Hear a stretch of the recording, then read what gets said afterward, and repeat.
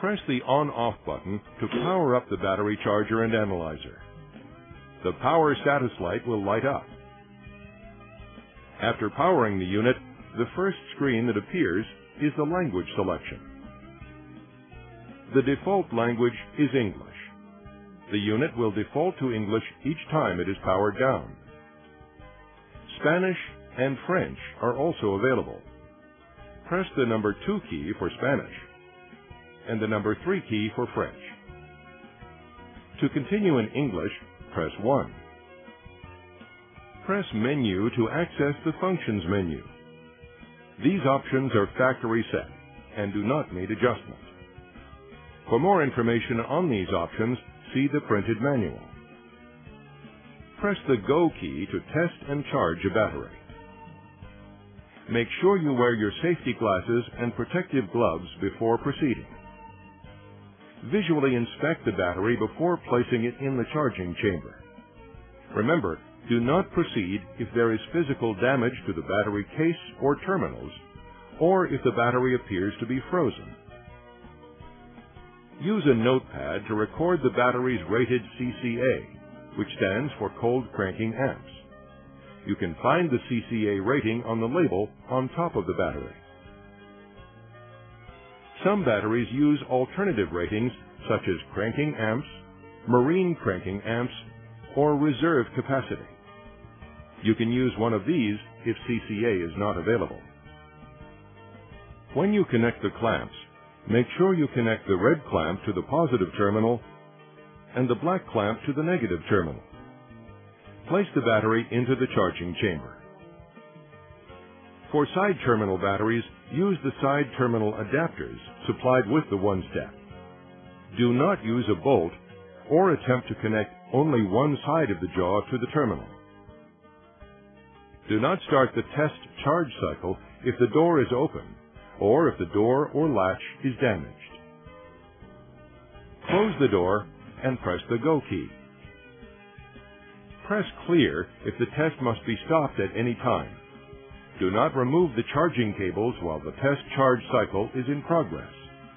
If you do not have pictures of batteries with bad conditions, contact East Penn for pictures. Now you must select the type of battery. There are 2 basic types to choose from.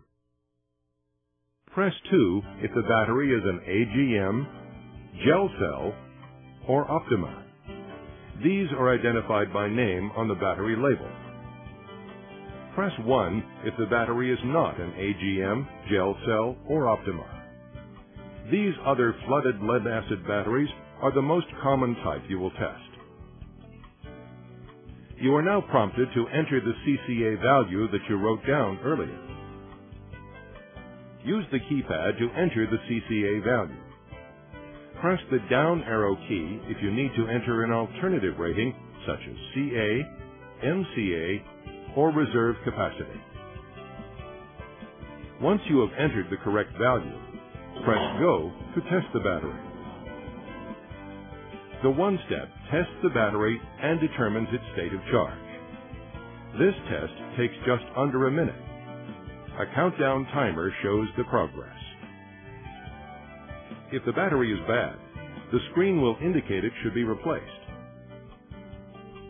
If the battery is not bad, but is low in charge or needs further analysis, the one-step will automatically begin the charge sequence.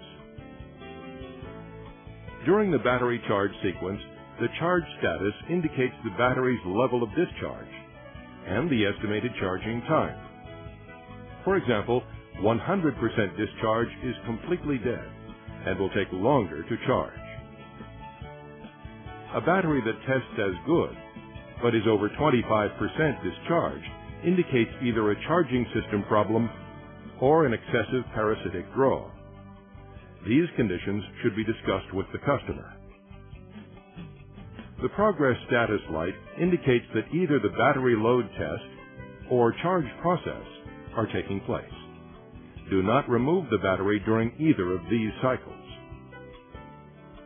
After approximately 10 minutes, the one-step will test the battery again to update the progress of the charge cycle. Note, at this point, the battery may be determined to be defective. After the charge cycle is complete, the one-step performs a final test to confirm that the battery is good and can be returned to service. After the charge and test cycle is completed, the one-step will display a message indicating the final condition of the battery. Battery is good is displayed if the battery passed the tests and has been charged enough to be put back into service. The good status light will glow. Battery is bad is displayed if the battery failed the test or could not be adequately recharged. The bad status light will glow. To clean the outside surface of the battery charger and analyzer, follow these precautions and steps. Before cleaning, make sure you unplug the battery charger and analyzer from the electrical supply before performing any maintenance. Do not spray excessive liquids on the battery charger and analyzer case. They may enter the case and cause permanent damage to the electrical components. Flammable liquids may cause an explosion. Immediately replace the battery charger and analyzer cable if it is worn or damaged. Clean the outside of the case, stand, and the cables with a mild multi-purpose cleaner. Again, do not allow excessive moisture to seep into the case. While cleaning the cables, inspect for damage and replace as necessary. Do not use solvents or harsh cleaners on the cables. The chemicals will eventually dry them out and cause them to crack. Keep the cable clamp ends clean. Use a small wire brush if necessary.